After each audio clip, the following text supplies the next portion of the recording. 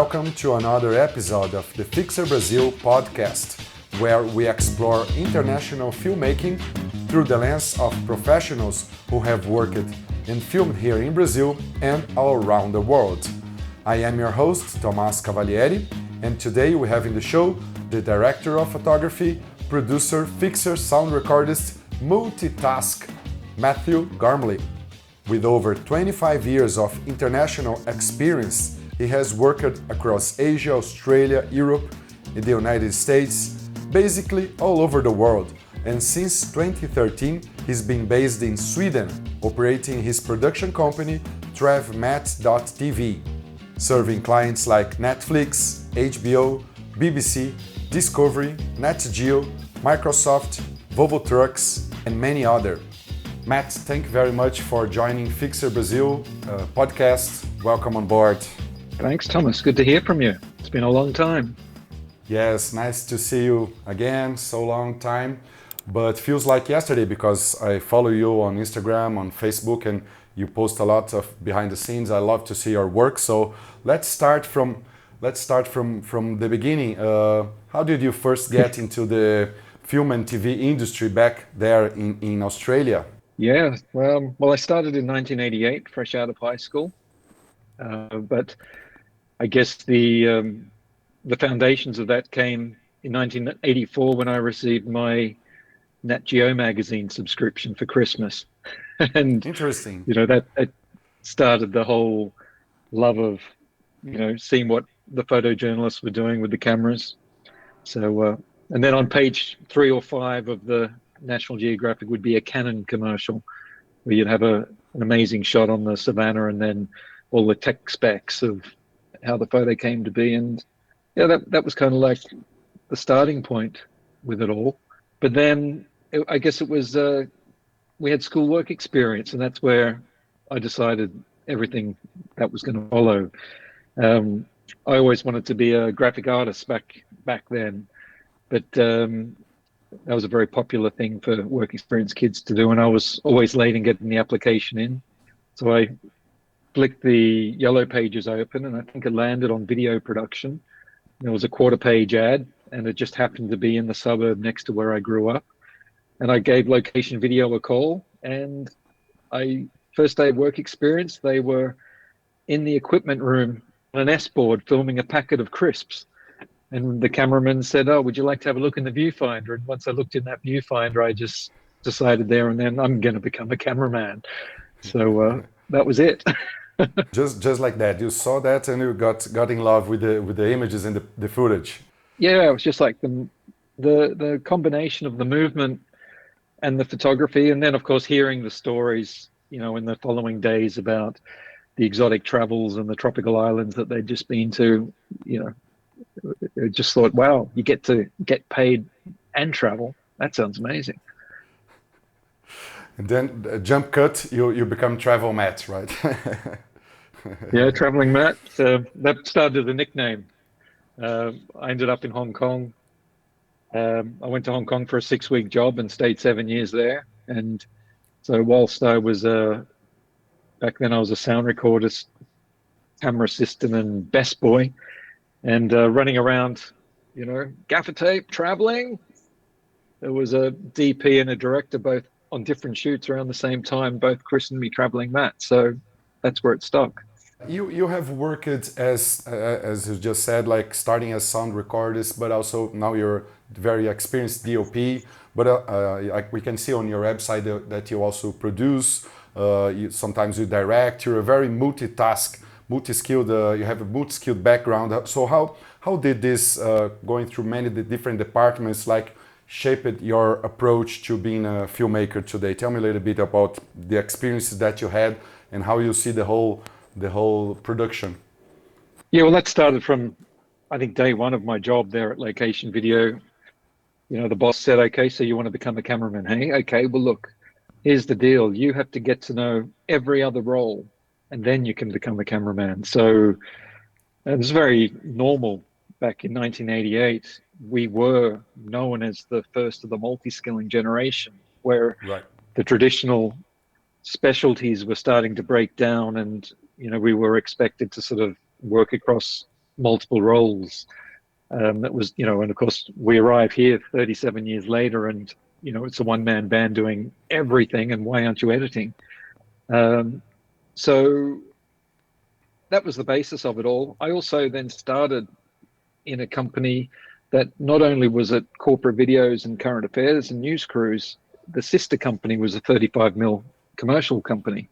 So Monday, Tuesday, I could be doing door stops with dodgy businessmen and, chasing thieves out the front of the courthouse. And on Wednesday, I'd be a best boy on a McDonald's commercial or something. And it was always in those rooms that you're hanging out with Hollywood DOPs, watching them select their 35mm stock at the same time wrestling with a sound mixer and 5 meters of cable that you don't want to trip over and trip over on the street. So we really were just picking it up every way we went. The natural progression in Australia at the time was that, as the guy that held the tripod and helped the Betacam cameraman, you were also a sound recordist. So, that's just the way it went. So yeah, pretty much. Then at nighttime, I was doing tech studies as well. So in my second year, I was doing so much sound work that I studied sound. So that was the fundamentals, and I ended up doing sound for something like 7 years. So it took a little while to get the career back on track. But the beauty of being a sound recordist again was I was now in Sydney or Hong Kong working with world-class DPs with a front row seat, listening to their decisions, watching their lighting. And, I ended up with a job title at Star TV that called me the senior lighting sound recordist. So, so it was always the multi-skilling has always been the base. The other side of the equation was self-preservation. I always thought, well, what happens if I break a leg and I can't pick up a camera? I better learn what these producers do as well. So, something that I can do without, carrying a camera, something where I can be a little bit less mobile. And so that's where all those skills have come together today. Interesting. And you had the experience to work with the 35mm film, and then you made the transition to digital. You were from this generation because like the people starting now is so different from back there. So for you, this experience with film, I don't know how long you worked with film, but how was this transition from film to digital? Because now digital is everything. Of course, big filmmakers doing feature films, they're going back to film for many reasons, but I want to hear about your perspective on this. I guess film was always there in my learning days. Well, from the early days, it was always there, it was ever present, but I was never tasked with filming or with working with film as a DP until I moved to Sweden. And back in 2001, I moved to Sweden for a year, ended up staying a year. And all of a sudden I was offered a lot of 16mm commercials and music videos and the like. And I was so desperate to get in to the industry that was proving so difficult to get a start in Sweden that I said yes. And then I had to sort of go back to my old learnings and really work out how I was going to do it. And, a few coffees with seasoned DPs and a lens light meter. And there I was back in shooting film for the first time. By that stage, I'd been in the business for probably, 10 or 11 years. So I did that for a while. But as soon as I returned to Sydney, it was back to videotape again. Yeah. I did get an inquiry recently to film a 35mm job, but I just had to be honest and say, look, it's been a long time. You're probably better off going with someone else. Interesting. And you mentioned that you moved from Australia to Sweden, but you also lived in Hong Kong. I see that you lived in Malaysia and Philippines, then back to Sydney and Sweden. I mean, you're living in many different places, and so how this different working with different cultures or on filmmaker is pretty much the same everywhere, or is very different, or specific things from place to place? I know the film industry or the video production. How did it work for you to be able to make these transitions? Yeah, there's definitely differences, from crew to crew. But the beauty is, and I think we find it around the world, is that when you're working with professionals and we all have a very similar etiquette, that we dovetail into each other so incredibly well. Like everyone knows the role anywhere in the world. Everyone has a respect for the role. When you get off the plane, everyone has the respect that there's going to be learnings and there's going to be a little misalignment. But that's one of the beauties of what we do, is that we can meet with people we've never worked with before, and we look like we've worked with each other for decades. Of course, I came from Sydney, where one person was relied upon to kind of do a lot of roles. When I got to Hong Kong, I learned very quickly that things were very much separately aligned, and there's no one better in the world than a Hong Kong camera assistant. Like, they were sharp, they were amazing. But you had to stand back and let them do their job. You don't want to encroach on anyone else's role. And from a multi-skilling background, that takes some discipline just to let it unfold. So I think otherwise there's not a lot of difference. Like, there's some cultures where yelling will get your way. Other cultures, you yell, you've lost it. Like, if you raise your voice in Sweden, you've completely lost the fight already. So and I think there's not really much space for that, but we do see it in some cultures that there is a lot more yelling on set. There's a lot more angry ADs maybe, but generally speaking, there's not a lot of difference between what we do. We are a global community, which is nice. Right. Just where people live in different places with different backgrounds, so you have to learn, get the feeling of the set a little bit, and then you move, right? Yeah. Okay. I think when you go to a new place, it's nice to take that little breath, that little step back, and observe to see how it works. Just look at the mechanics in that Spanish lighting crew. How does that work? Or how do things work in Brazil? It's super nice. Right. And you're based in Sweden now, right? Yeah, I've been here since 2012. Yeah. All right. And you still shoot a lot in different countries, traveling, right? Yeah, absolutely. I have to say Brexit was probably good for us, because all of a sudden we've become like a Schengen crew for a lot of British producers. Just the whole drama with carnets and the like.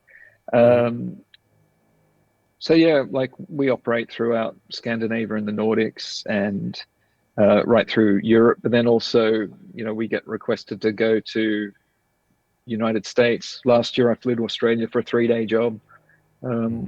So yeah, traveling is kind of what we do, or what I do. I say we, it's me. The company, like one-man company. It's me and the freelancers that we work with, all together.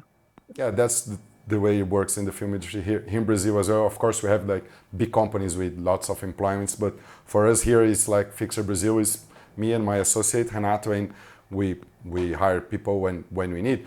But I wanted to ask you also, you have traveled a lot already, but I mean, when you go to a new place, like when you came to Brazil, or when you go to Africa, or let's say US or Canada or different places, how do you usually prepare for the shoot? I mean, you study a little bit the culture, the language, the customs, or how you do some research, how to prepare for a shoot abroad? No, I don't study language or culture.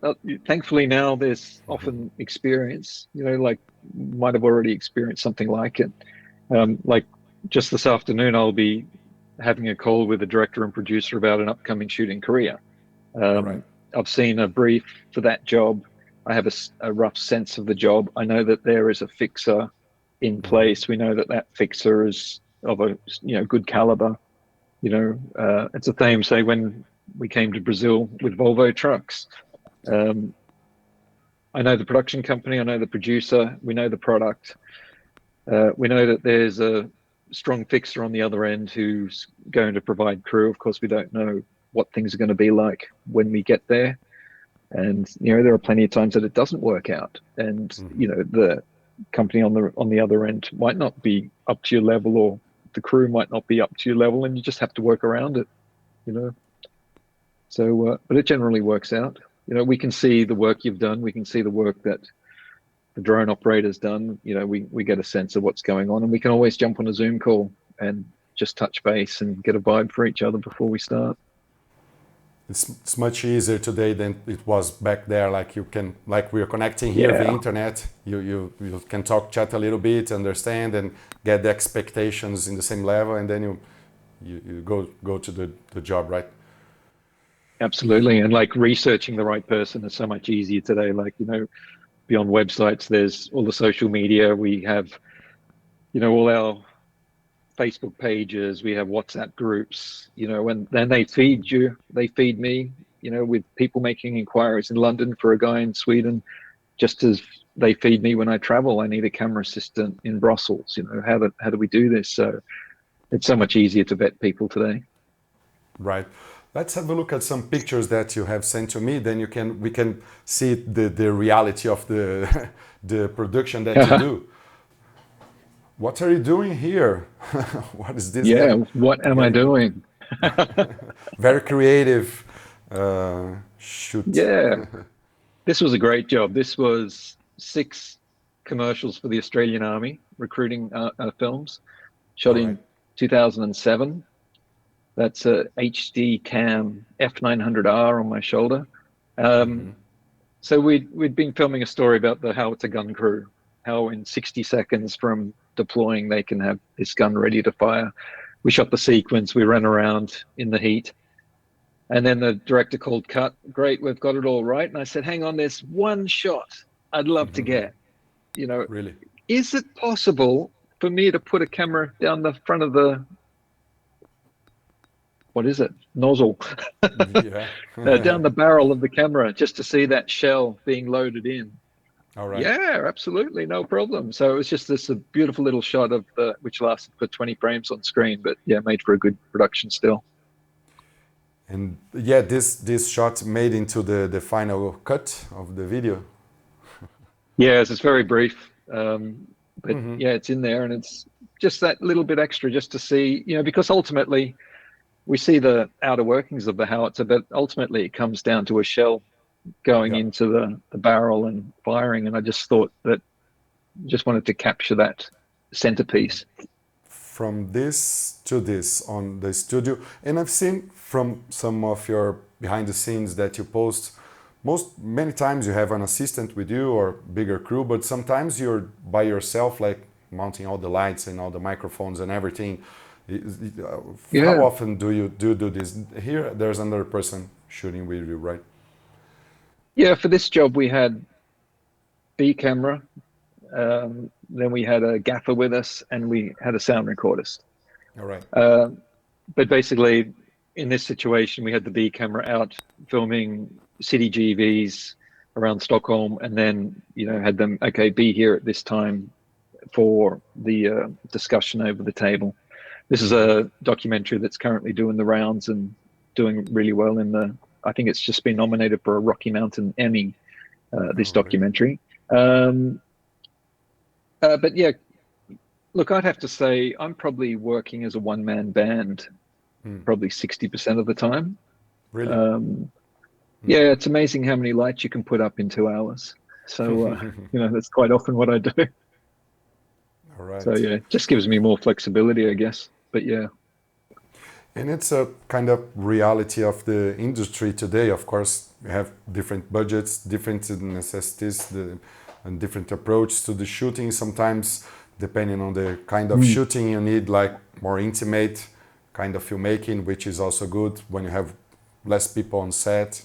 Or how do you see this? Is this only about the money? It's about the way of shooting, or how the technology progresses?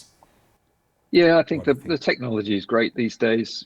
It Mm, has a much, it has a much greater latitude. You know, you can get great results with very little light. mm-hmm. When I travel, I might travel with just one small Ciroi 150X through a small dome if it's a talking head in a factory. All right. The camera, I'm just supplementing a little bit of light on the talent. The rest of the lighting will be available. It's horses for courses, isn't it? Sometimes the subject matter is so Mm-hmm. sensitive and intimate that you don't want a large crew. Other times there is just no budget. If it's a talking head sitting in a chair, quite frankly, I think we can do without a sound recordist. Mm-hmm. If it's just a matter of putting a boom over the top. So it's really just a matter of assessing each job.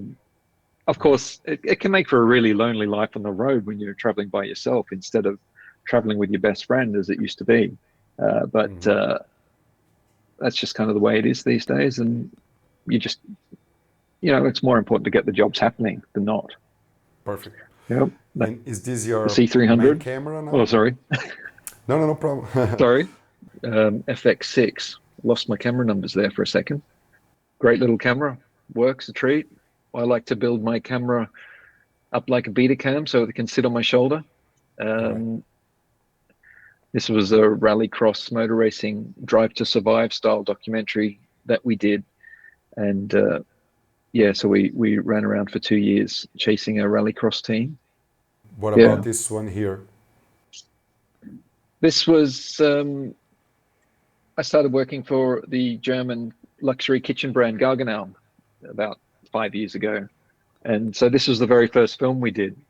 So Mm, when I'm filming these brand films like this, I like to, mix it up with a mix of like nice dolly or slider frames, as well as eventually getting the camera on my shoulder. I think it's nice to mm-hmm. get handheld and see what's happening there. So that's the old F5 on the shoulder, and we're doing a sourdough recipe. So that we made 3 films. One was a sourdough recipe film. The rest of the time it was just nice B-roll. But yeah, Mm-hmm. But for example, this kind of handheld camera also for the person who's watching gives this perspective very human, very like the movements and everything like instead different from dolly or from stick on a tripod. So you as the DOP, I absolutely. don't have to tell you that, but for our audience from who are some of them are producers, directors, and different people from the film industry. But it makes sense, right? Sometimes you can really move with the camera in your shoulder or in your handheld. It's a different Well, I think approach. curiosity is really important. You want to Mm-hmm. have that inquiring mind and, hey, what's happening over there? And, what's the expression? It's kind of like, Mm-hmm. you can sort of just be young and curious and just keep looking for things. And the editors love it. It gives Yeah. them a lot more material. It's a very quick way to get a lot of screen time, a lot of extra imagery. And I think it's important to get as much imagery and as many different shots into the edit suite. Moving to the next one here. Beautiful Yep, place, that was location. that was the same client again. Mm-hmm. Second film I did for them in Stockholm. Beautiful, Mm-hmm. beautiful house, Yeah. shooting this luxury kitchen, and the German client came out just to check out what I was doing, and they were amazed by the Wally Dolly. They, Really. you know, when you say to someone that will put a dolly down, the first thing they Mm-hmm. say is, "We don't have time for dollies." I think they have an LMAC in their mind or a Panther dolly and what's a track. But this is Okay. a really great Australian product which isn't manufactured anymore. I think the slider market Really. has taken it, but just a really quick way to get very slick looking pictures, particularly if you're working in close up. It's got a very nice glide to it.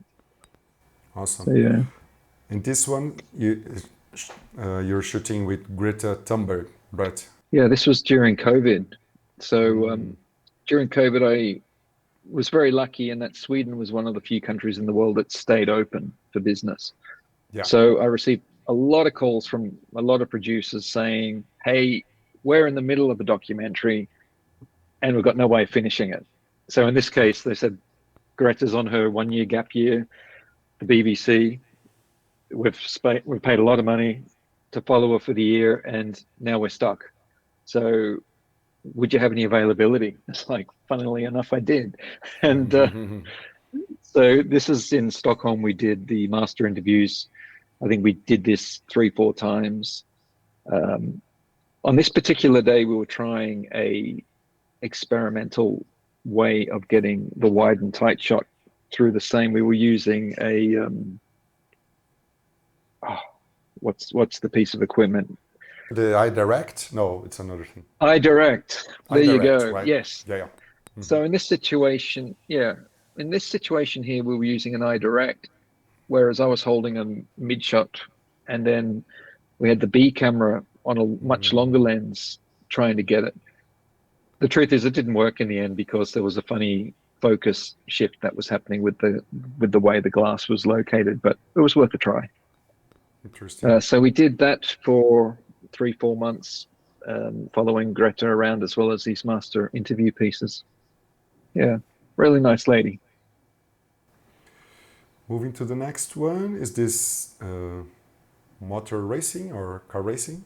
This was back to that Drive to Survive style show that I did for the CE dealer team. And this is driver Nicholas Gronholm, and this is me in shooter producer mode.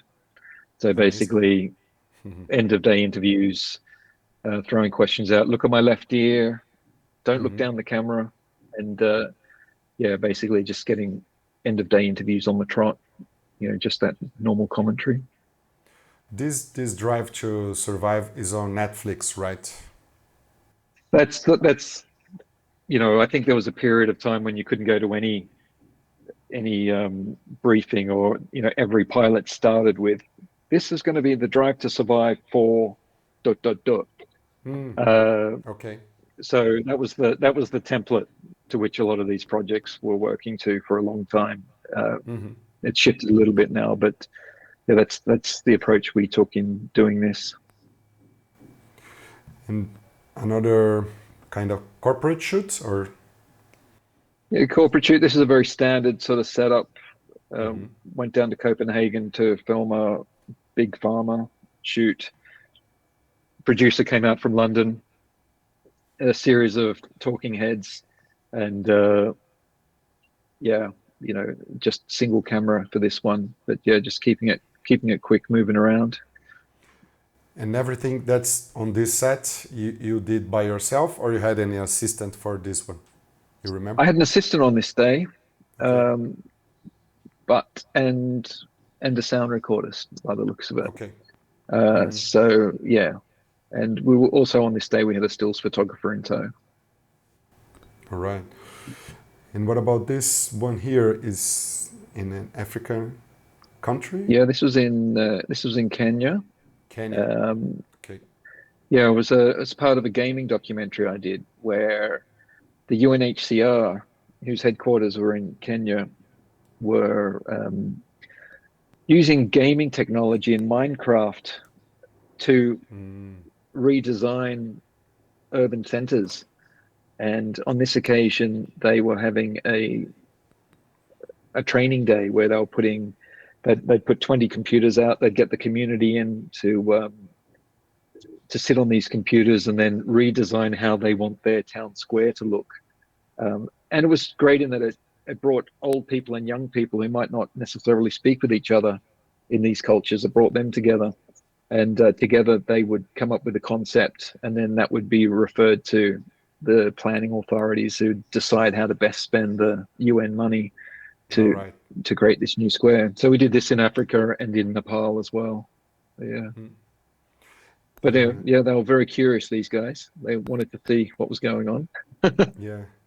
And I want to ask you, for example, how do you transition? How do you prepare to transition from this set to this set? So it's very different environment, different people, cultural level, and everything, and you have to interact with, maybe it's a CEO of a company or whatever, or real people in the street. How do you manage to move from all these different culture levels and everything? Stay interested, I guess. Yeah. Like everything's interesting. So, Yeah, it's all in your experience. Like we've all done these different things at different times. This was a one-man band job. um, but no, yeah, just it's nice to flex the lighting muscle at times, and then it's nice to flex the documentary muscle at times, and you know, keep it nice and light. And yeah, other times it's a big two-camera setup. Hmm. But yeah, You have worked, is this Volvo? No, it's this another is equipment here. this Oh, is Volvo. Volvo construction equipment. You Yeah, have so I've done a been lot lucky of to work. many different shootings for Volvo, right? Yes, yes, I've got a good friend here, Magnus, who uh, has been a 27-year client of, or Volvo CE has been his client for many, many years now. So he's been lucky enough to bring me in for the last 4 or 5 years on different jobs. Um, and on this occasion, we're working alongside a photographer. Sometimes you got to give them a bit of space. Yeah, yeah, So sometimes you have to give some space.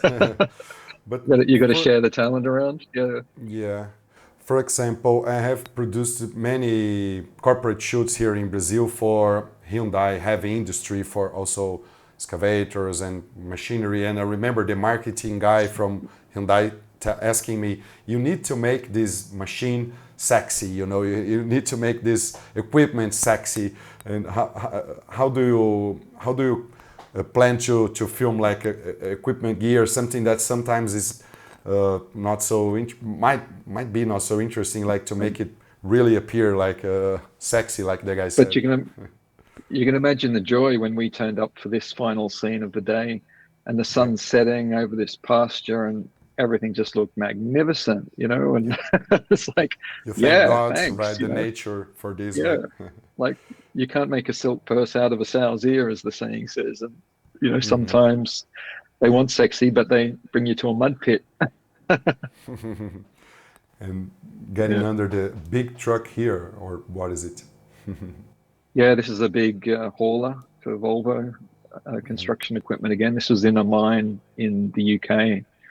So yeah, and like you got to have your. I say to everybody, get your protective equipment. Your PPE equipment. Have it as your own, because Hmm. there's nothing worse than getting a set of ill-fitting shoes to wear for the day.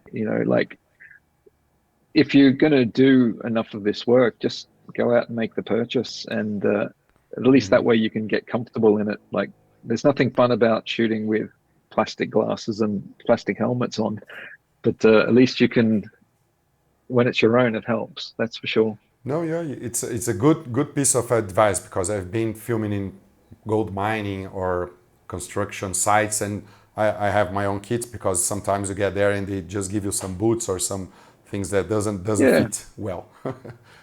no, absolutely. I think it's well worth getting for everyone. Do you have a favorite region or type of location to work in, or one that challenged you Mm. more than you expected? Oh, that's hard. That's almost as hard as when someone says, "What's the 5 best shoots you've ever been on?" It's Yeah. like impossible to answer. I have Um, to ask the questions, man. yeah, no, that's right. I when I'm producing, I have to say to them, "I'm sorry, I'm going to ask you some really silly questions now." So Yeah. it's part of the gig. Yeah. But I'm just usually on the other side of the camera. That's all. Um, yeah, look, I can think back to amazing places that were filmed in. I don't have a particular environment, but filming the Australian outback was always amazing. And the experiences that you'd have there, just the rich, saturated soils. You might be riding on the skids of a helicopter. We don't do that anymore. We have drones now, but we used to strap in and stand Yeah. on the side of the helicopter, and it was magical. you know, um, You you miss know, that. you do, but at the same time, you sort of have to admit that we got away with it, and I'm alive, and there were no mishaps, because unfortunately there are plenty of mishaps when you start doing such things. Um, but I can look back to my career and it's like, you know, driving around Fuji Speedway with Jay Leno in a Nissan sports car. Um, you know, driving around Sydney in a Rolls Royce with Brian Johnson from AC/DC for the day. Just him and me, just hanging out. It's like, we do some pretty wild things. Working in the snow has always got its challenges. I did a BTS of a Netflix film and spent 3 weeks standing on the middle of a frozen lake in northern Sweden while they did a feature film there. Again, amazing. Like, wow, if I knew I was going to be here, 30 years ago, sitting in the back of a Toyota van with Gene Simmons wearing his full Kiss makeup, thinking if you told 10-year-old Matt that this was the way it was going to be, you just wouldn't have believed it, So, no. Also the Amazon. That was a pretty special thing. Like, just going to the Amazon just felt really special and really intimidated for an Australian to put the drone up and just see that forest going on and on and on and never stopping. Just mind-blowing. Absolutely mind-blowing. Let's move to this shooting that we did here in Brazil, because I also have some video clips that I want to play for you, and you can comment, and let's refresh our memory about filming in the Santa Catarina canyons down in Brazil. Okay. Yeah, that was a great shoot for sure. Please. So this is in Santa Catarina, south of Brazil, filming for Volvo Trucks. Nice scenery, some behind the scenes here that I shot from the region we were filming. So this is Drivers Worlds, right? The series that Volvo Drivers produced. World, yeah. Tell me a little bit this series. What is it about? Right, this is the first of this series that I'd done, but basically it was just an opportunity for just to meet the drivers of the Volvo trucks, see what they're up to, and the different loads, the different trucks they're driving, the different terrains they experience, the different challenges that they have. So what was it, about 2 to 3 minute piece.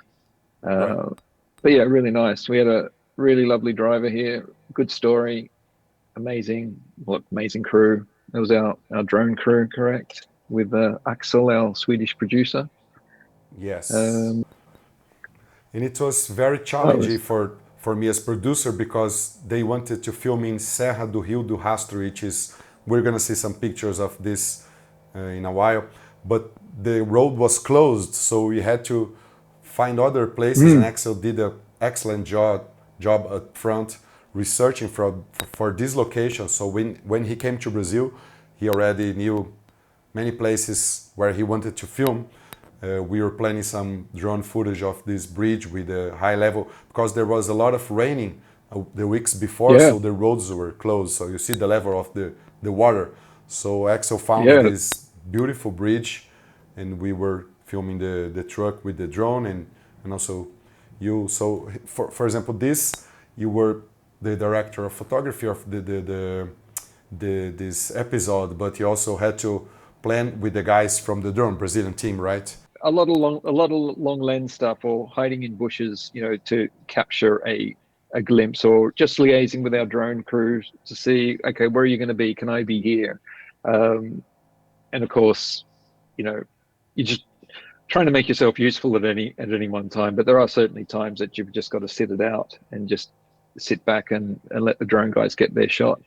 But you find a little spot under their toes, and that's you'll always exactly find what you're something to doing. film. Yep. Just keep working, keep rolling. There's a shot somewhere to be had. So Yeah, in this particular video, we had lots of drones, and these guys are really good. Felipe Moreno, who is piloting the drone, and Beto Albertin, who is doing the camera work. And this is the driver, the character from the video. Very nice guy, right? Yeah, very nice guy. Absolutely. Good story. So yeah, and this is where we did our master interview. Must have been really hot if I was looking like that. Yes, and there was this guy helping with the interviews, doing some the Yeah, a journalist. Yes, journalist. a little bit of GoPro rigging along the way, Yes, and and the footage from those GoPros was amazing. Like bumping down those Amazonian tracks, like that yeah, super smooth, really did its job. So that was great. yeah, and we had a lot of luck with the weather because some misty, some clouds, sometimes rain. We're gonna Yeah, see like rainbow. We had pretty much everything in this region where the weather is absolutely. very changes from time to time because the canyons, so it's very dynamic, right? Mm. Yeah, and I think, when you come into these environments, you just have to be prepared just to go with the flow. And I remember we had one of these scenes at sunset where all of a sudden we had a really big rainfall, but as soon as that rain stopped, we had this amazing pink sky and Yeah, full cinematic wet down road. So, sometimes it just works in your favor. It works well, but you just have to deal with it and just go with it. yeah, I'd have to and say it's kind of weird watching me work. for example, for this kind of shoot, we had a lot of radio and planning for the shooting, driving a lot around, stop and then plan for the shoot. Driver comes, goes back again, and maybe repeats some. Right, it's a lot of production going on here. Yeah, yeah. You only get a couple of passes too because it could take quite a long time. There you go. That's the sky after the rain. Yeah, Yeah, it can take a lot of was planning amazing. to send a truck back up the road to turn around and come back again. So, you have to try and just get it right every time. Yeah, it was a beautiful, beautiful time. Yeah, and we I think it was 3 or 4 days of shooting, if I'm not wrong, driving around. So lots Yeah, of bureaus and this master interview, and but you had like a I remember Axel had kind of script of kinds of shooting that you need to show the skills, let's say, of the truck, right, and you had to show like yeah, going on bumpy roads and and the equipment of the truck working, the suspension and yeah, everything else, right? absolutely. You have to show all those features as you go. Um, and I remember shooting inside the truck was really challenging because we were rolling along doing an interview, but it was so exceptionally bumpy. So we're getting thrown around quite a lot. Yeah. So yeah, but that worked really So well. And this is an amazing scene from this lookout at the beginning. And we had that policeman who was very cooperative and agreed to be on camera to say that the road was closed. So correct, it all because the worked main really well. shots we were supposed to do were the truck going down this Sierra, this Serra do Rio do Rastro, but it was closed. So we went there and we even drove like part of the road with our van to show that cracks on the road because of the water, a lot of rain. So we could. It's a corporate shoot, but a lot of documentary style going on because as it goes, it rains, it's sunshine, the road's closed. So it's very interesting. You have to incorporate everything in the. So that the Yeah. shoot, the images before we were doing the scout, and then we went back the following day in the morning to do some shots there and stopped by the police, and the police said no, the road's closed, and it was part of the story, right? Yeah, absolutely. And I think it's wonderful for the audience because ultimately the audience are the truck drivers, essentially. So for them, this is really great content, and it generally is really great content, for everybody. Yeah, it's their daily life. It's like this: the road's Yeah, closed, they have to find another way to get the truck. absolutely. and Challenges, conditions. So we saw it all. Yeah. and for And a lot of, example, these guys are okay, behind the wheel for hours. They have a lot of time to think. So, we got a yeah, lot of nice backstory with that.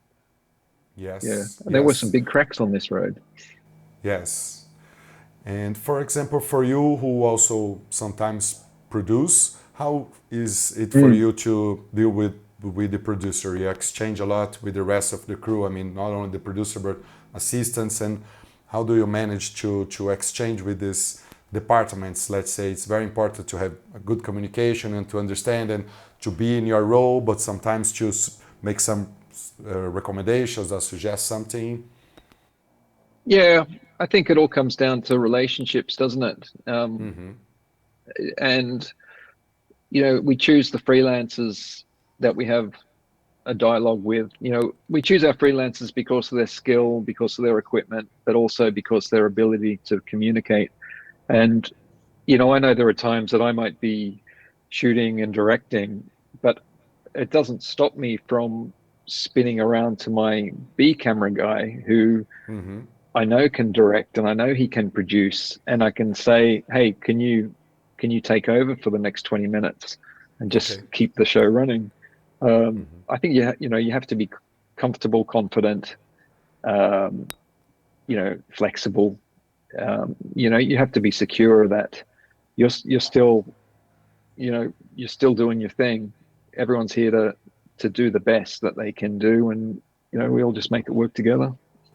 And for example, we were saying you were setting up 2 cameras there, right? Yeah, again, just it takes so long to reposition a truck back up the road and for him to do a turn on a tight road that you think, well, how many cameras can we get on this? Can I put this 35 mil on the A7 and see what we get? Meanwhile, I'll operate a longer lens or something like that. It's just, it may work, it may not work, but if you have the time, you may as well try and make it happen. And this is one of our last scenes. Yeah. Going up this hill to get some final shots of the driver with a beautiful sunset scenery up there. Yeah, it's amazing. Those fantastic trees. Yeah, araucarias, they're called. They're very endemic from this region. No, super nice. Really. And you have worked with this same crew in different shoots, or for the Volvo truck, they yeah, we did.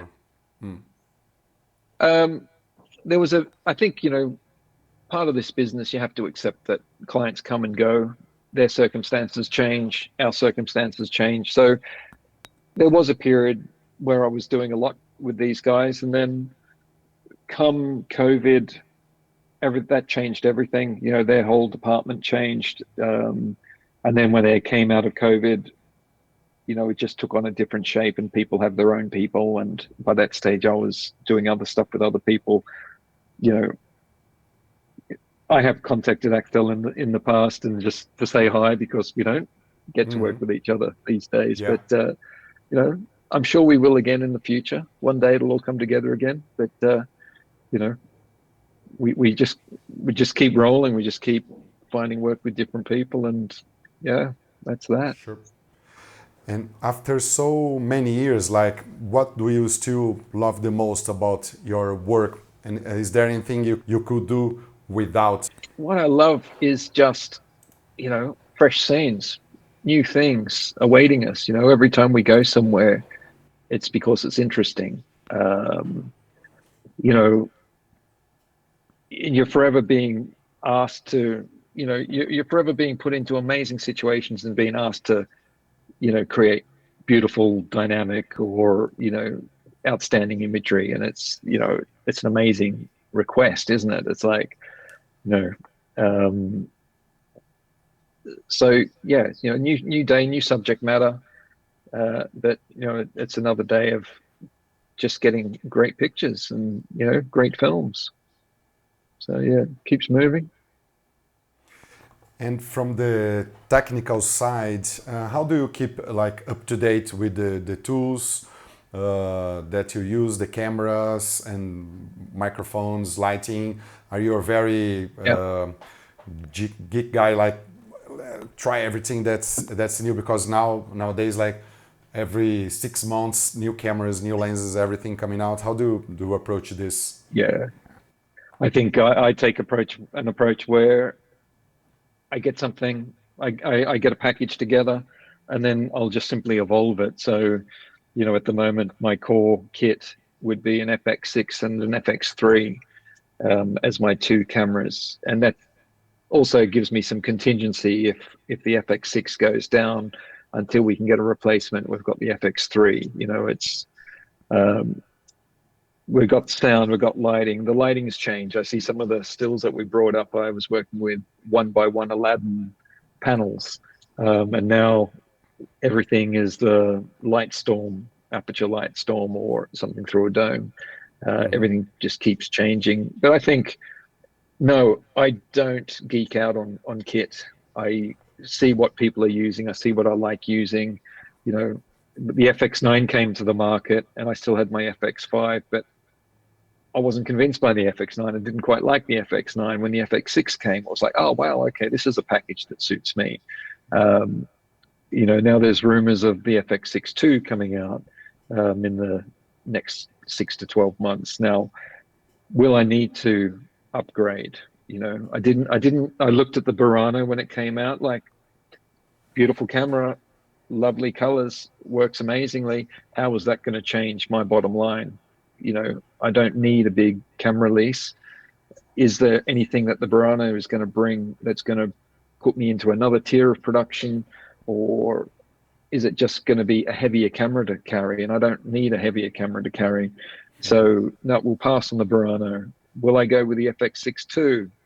Maybe, maybe not. You know, there will reach a point when it's time to let go of your FS7 and move on to the, you know, next camera. And it's the same with lighting, sound, or anything. You know, it's just like, if something comes out that's better and you can integrate it into your system, and it allows you to move quickly, and maybe it allows you to shave a few kilograms off, or, you know, I recently bought the new Mavic 4 Pro drone just because I wanted to step my drone game up a little bit, and that's opened up a new market for me. You know, so all of a sudden, okay, you know, we're not messing around with Air 3s. Okay, you've got the Mavic 4, great, we need this done.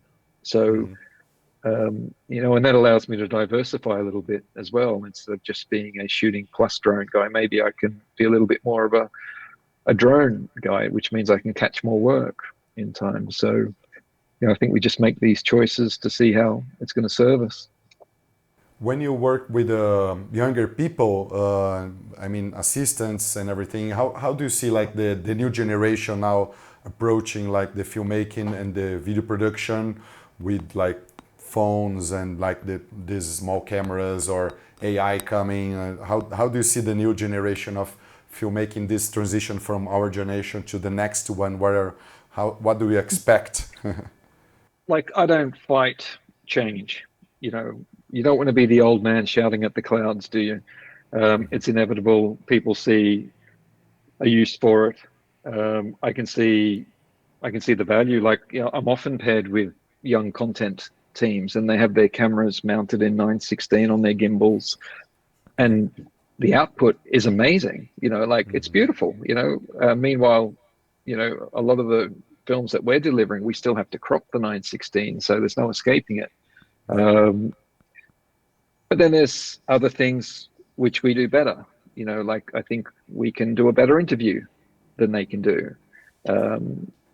You know, I think that there's technique that I value that isn't done anymore.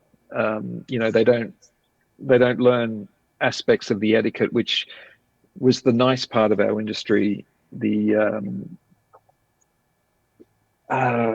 What to say? A lot of the new era, the new generation, they have to learn their craft by themselves, you know, or alongside their friends. They're not in through environments where they spend years watching someone develop their skill, and then they graduate up to that position in time. And I'm not sort of saying that that's wrong or anything. It just means that there's a certain learning, a certain loneliness in the path these days, which I think was better for us back in the time. But, you know, the quality of imagery is great. There's no denying that. The artistry is great. You know, the way they can capture technology is amazing. The way they can shoot and turn around an amazing looking edit has us all looking over our shoulder at times. But at the same time, I have to accept that I have to be confident in the product that I have, and basically allows we can both coexist in the same space. And some clients will go for them for that, and a client will still go to me for that. So, I'm not insecure as to where we go, but at the same time, I think it's really important for anyone our age to be saying, to stay present, stay relevant, don't become a dinosaur, don't hate change, go with it, and just see what you can do, because we've still got another, 15, 20 years in this game if we want to stay in it. Move on. And finally, final question here. What's next for Traveling Matt? Any upcoming projects or any dream shoots on the horizon? What do you plan for the future? A couple of nice shoots on the horizon. We're going to Korea next month for a Korean car company. So that's always nice to end the year with a nice project like that. For early next year, I'm super pleased in that I've had a client that I love working with who has been quiet for the last 2 years, budget cuts and different practices. They've come back and commissioned a series of films. And so that's, and quite frankly, I thought I'd lost that client. I thought they'd gone away. So for them to come back, you're just like, yay. There's always changes that I'm looking to make, like, can I survive as well, and do I want to survive for the next 5 years as a freelance DP?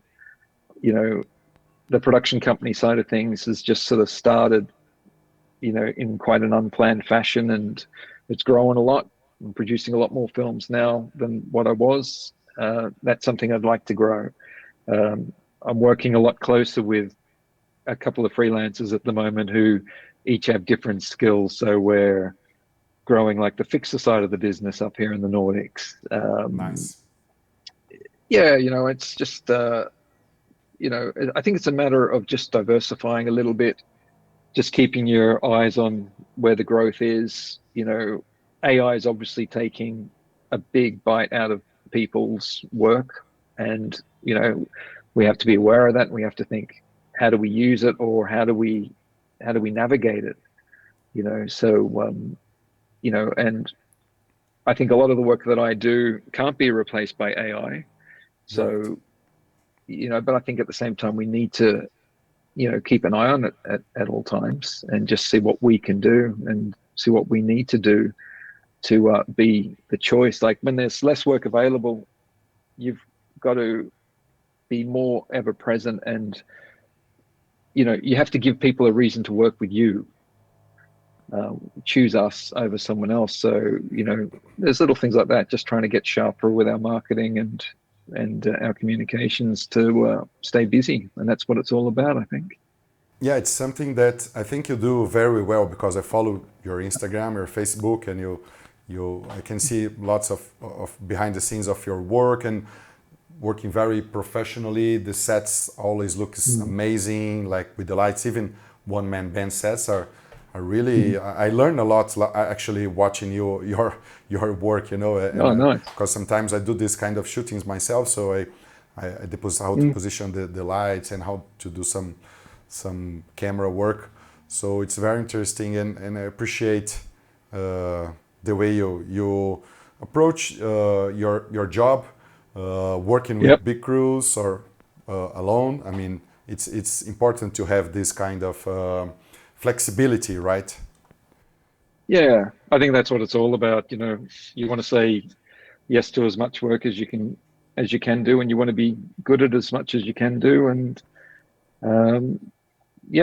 I think it's a core asset that you've got to have these days, to be versatile. And not, they used to sort of say jack of all trades, master of none, but I think times have changed there. And I think that, we just need to have a really dynamic range in what we can accomplish well and, deliver. Amazing. Matt, thank you very much. It was a pleasure to talk to you, and even better Pleasure. to work Thank with you. you here in Brazil and to remember this film that we produced together in 2019. Thank you. That was fantastic. Yeah, when do we get to do it again? Amazing. Let's do it. And thanks for sharing your journey, your insights, and your energy with us. And where can people find you online? Travmatt.tv is my website, TRAVMATT, Traveling Matt, or Travmatt on Instagram. That's pretty much the two platforms I'm on. So yeah. Awesome. I wish you great jobs in the future, great work, great cinematography and production and everything, Fixer. And you're very Thanks, Thomas. talented and very good at what you do. Nice to talk to you. Thank you very much. Thanks for your kind words. Appreciate it. See you. Cheers. Cheers. See you guys. And don't forget to subscribe to FixerBrazil Podcast for more conversations with filmmakers and creatives working across Brazil and beyond. See you on set.